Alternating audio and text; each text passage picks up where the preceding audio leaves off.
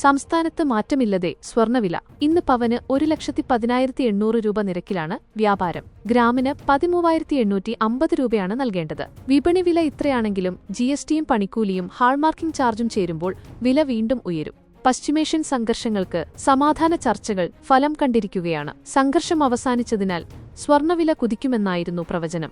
എന്നാൽ കഴിഞ്ഞ ദിവസം സംസ്ഥാനത്ത് സ്വർണ്ണവില ഇടിയുകയാണ് ചെയ്തത്. ഇറാനും അമേരിക്കയും തമ്മിൽ സമാധാന കരാറിൽ ഒപ്പിടുമെന്ന വാർത്തയ്ക്ക് പിന്നാലെ വില കുതിച്ചിരുന്നു.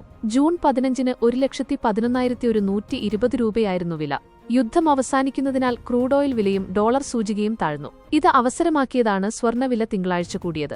എന്നാൽ രണ്ടാം ദിവസമായ ഇന്നലെ വില ഇടിയുകയായിരുന്നു. യുഎസ് ഫെഡറൽ ബാങ്കിന്റെ പണനയ പ്രഖ്യാപനം ഉണ്ടാകും എന്ന സൂചനയാണ് വില ഇടിയാൻ കാരണം. സ്വർണ്ണവില കുറഞ്ഞത് സാധാരണക്കാർക്ക് വലിയ ആശ്വാസമാണ് നൽകിയത്. വിവാഹ ആവശ്യങ്ങൾക്കും മറ്റും സ്വർണം വാങ്ങാൻ കാത്തിരുന്നവർക്ക് വലിയ ആശ്വാസമായി.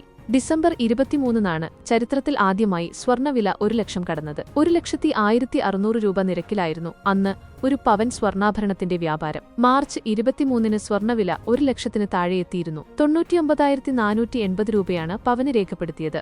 എന്നാൽ അന്നു തന്നെ വൈകിട്ട് 1,05,080 രൂപയിലേക്ക് കുതിച്ചുകയറി. ജനുവരി 29-ന് രേഖപ്പെടുത്തിയ 1,31,160 രൂപയാണ് ഇതുവരെയുള്ളതിൽ ഏറ്റവും ഉയർന്ന നിരക്ക്.